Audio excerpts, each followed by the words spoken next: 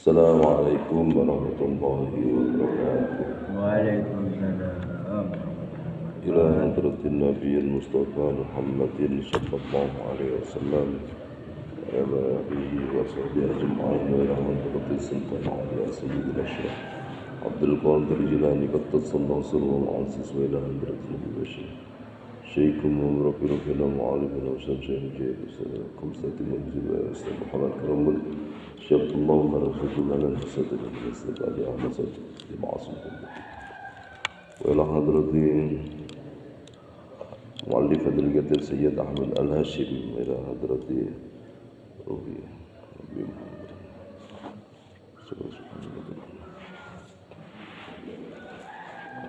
ولله الأمر الفاتحة أعوذ بالله من الشيطان الرجيم بسم الله الرحمن الرحيم الحمد لله رب العالمين الرحمن الرحيم مالك يوم الدين إياك نعبد وإياك نستعين اهدنا الصراط المستقيم صراط الذين أنعمت عليهم غير المغضوب عليهم ولا الضالين.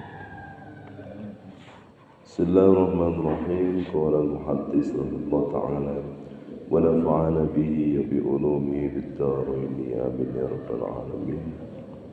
Kanjeng Nabi dawuh, hadis niki termasuk terusan dari hadis yang kemarin yang menerangkan tentang 7 golongan orang yang nanti akan mendapatkan naungan dari Allah di hari di mana tiada naungan satupun kecuali hanya naungan Allah.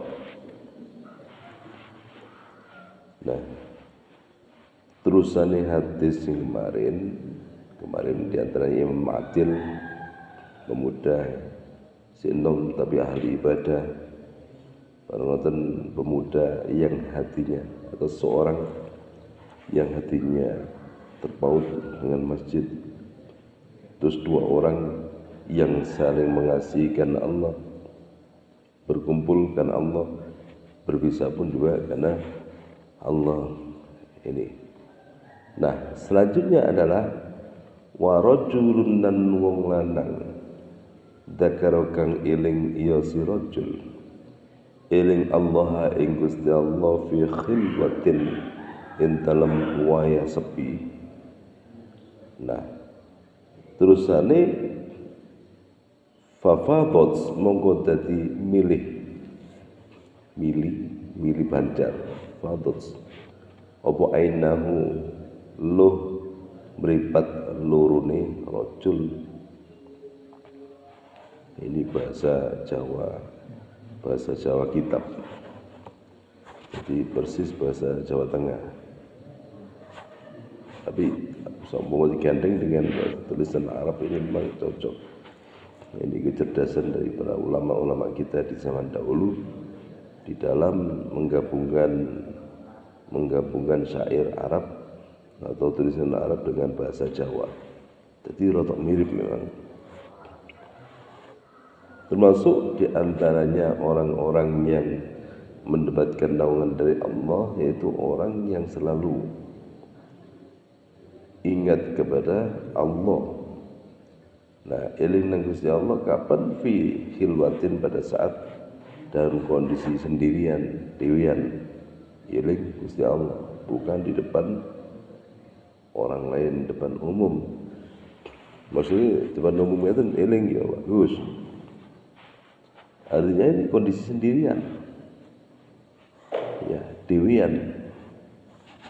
Eling nang Gusti Allah, mengingat Allah, zikir nang Gusti Allah, dadakno fafadat ainahu, luwe mripat, air matanya itu mengalir saking eling dosa nang Gusti Allah pada saat zaman-zaman dahulu yang pernah dilakukan.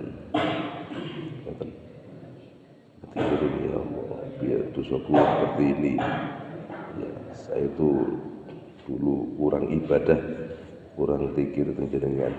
Saniki kula zikir teng jenengan ngapunten dosa kula ya Allah, sedaya dosa kula, dosane bapak ibu kula eling terus. Zikir kan ngoten ya. Zikir itu juga nyebut asma Allah, juga hatinya eling gandeng nang Gusti Allah. mulut berkomat kamit membaca kalimat-kalimat Allah. Subhanallah, subhanallah, astagfirullah, astagfirullah, menang-menang. Ya, zaman dahulu itu orang itu kalau sing kadung zikir nang Gusti Allah, wah, sampai berjalan-jalan melaku di empong itu sambil zikir. Dimanapun berada dia berzikir nang Gusti Allah. Terusannya, nah itulah orang yang nanti akan mendapatkan naungan dari Allah Subhanahu wa taala. Terusannya warjulun lan wong lanang da'at kang ngajakhu ing rajul sapa imra'atun wong wadon zatu napa iki zatu mansibun wong wadon kang duweni mansub itu derajat, punya harta benda, punya kemuliaan, punya kecantikan, punya kedudukan, keturunan. Ya, mansubin nasab keturunan. Ya. Wa jamalin lagi kecantikan ila nafsiha tumu kemarin nuruti nafsune wong wadon. Ada orang ya yang pada saat ada kesempatan seorang wanita itu mengajak, rata-rata biasanya kan orang laki-laki sing ngajaki justru wong wadon. Soalnya ujian terbesar wong laki-laki iki wong wadon iki. Makanya dijak wong wadon iki wong lanang ambu-ambu katut saestu enggak sampai dijak disenyumi disenyumi di alisi tinggal sitingnya langsung wong lanang katut. Nah, ini seperti itu saya ampuni saya dahsyate wanita bagi orang laki-laki. Nah, wanita ini orang yang memiliki pangkat derajat yang tinggi, terus kaya dan kecantikan, mengajak orang laki-laki untuk nuruti syahwati, nafsu syahwati. Faqala maka ngucap sapa rajul inni akhafullaha rabbal alamin. Sesungguhnya aku sangatlah takut kepada Allah Tuhan sekalian, Tuhan seluruh sekalian alam. Ya, dia mengatakan aku tinang si Allah sepurane aku tinang si Allah. Nah, kalau orang laki-laki yang mengajak wanita ini yo gak heran biasa orang lanang ngajak wong wedok. Nah, ini masalahnya orang wanita mengajak orang laki-laki sulit dibendung. Siapa yang mau bendung, nah, dia dapat pertolongan Gusti Allah. Seperti halnya Nabi Yusuf alaihissalam pada saat dimasukkan ke kamar oleh Zulaikha. Kamar ini tidak dikunci, nggak kunci. Idfirul Aziz nggak ada di rumah. Nah, Zulaikha masuk ke dalam kamar, Yusuf digeret lebu kamar. Sedangkan Yusuf itu adalah seorang remaja yang sangat tampan sekali. Nggak ada di kota Mesir pada saat itu yang paling tampan selain Nabi Yusuf tidak ada. Dari kulitnya, rambutnya, postur tubuhnya sangat ideal, menggandeng. Zulaikha usianya agak sepuh tapi punya kekayaan, punya derajat, terus punya sumber ngalir. Ya, dia sangat berhasrat nang Nabi Yusuf. Nah, pada saat itu Siti Zulaikha ini membuka seluruh bajunya, nggak cuma nggak cuma bagian ya. Nabi Yusuf hampir tertarik, ya. Mau andai saja nggak ada pertolongan Gusti Allah, ini bahaya. Malaikat Jibril turun berupa jadi Nabi Ayub, Nabi Yakub. Malaikat Jibril turun berupa jadi Nabi Yakub.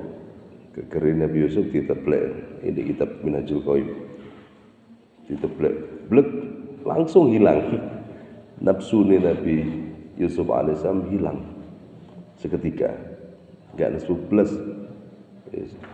Nazulaikho nggak nafsu plus, melayu sakut kuate ternyata ditarik bajunya dan terusnya. Itu cerita Nabi Yusuf alaihissalam. Nah itulah Nabi Yusuf dicontohi seperti itu. Dan terusannya orang yang mendapatkan naungan dari Allah adalah wa rajulun tasaddaqa bi sadaqatin fa'afaha hatta la ta'lam shimalu.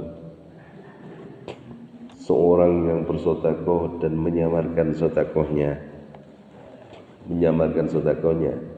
nggak ada satupun orang yang tahu, sedangkan tangan kirinya saja tidak tahu kalau dia sedekah.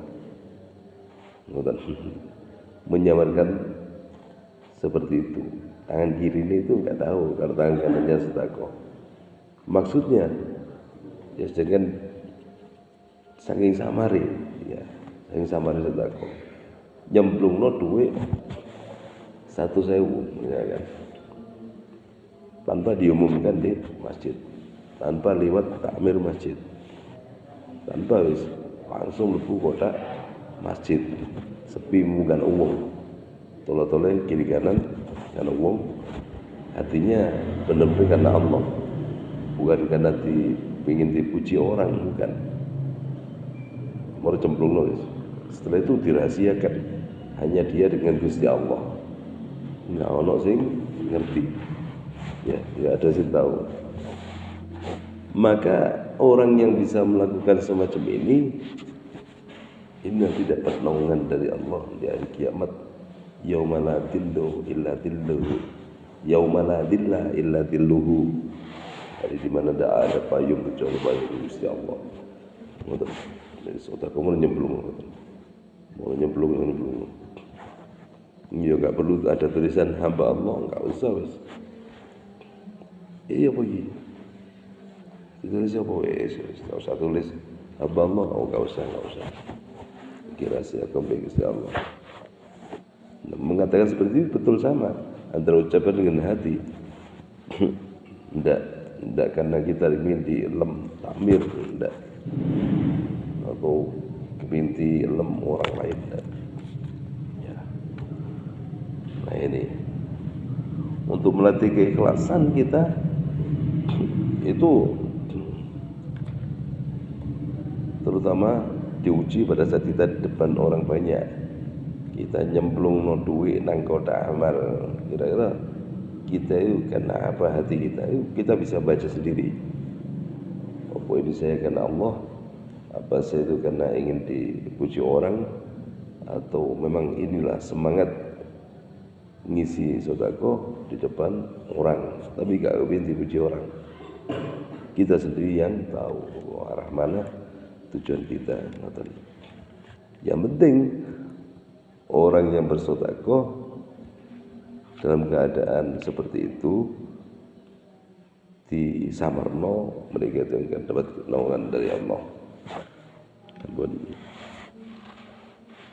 Rawahu latayong hadis wa Syekhani Imam Bukhari Muslim. Sittu hisalin minal khair, jihadu a'da'illahi bis-sayf, was-sawmu fi yawmis sayf, wa husnu sabri indal musibah, wa tarkul mar'i wa anta mukhifun, wa tabkiru sholati fi yaumil ghaib, wa husnul wudu' fi ayyamit syita. Al-Fatihah. A'udzu billahi minasyaitonir rajim. Alhamdulillahi rabbil alamin. Akhiran, assalamualaikum warahmatullahi wabarakatuh. Waalaikumsalam.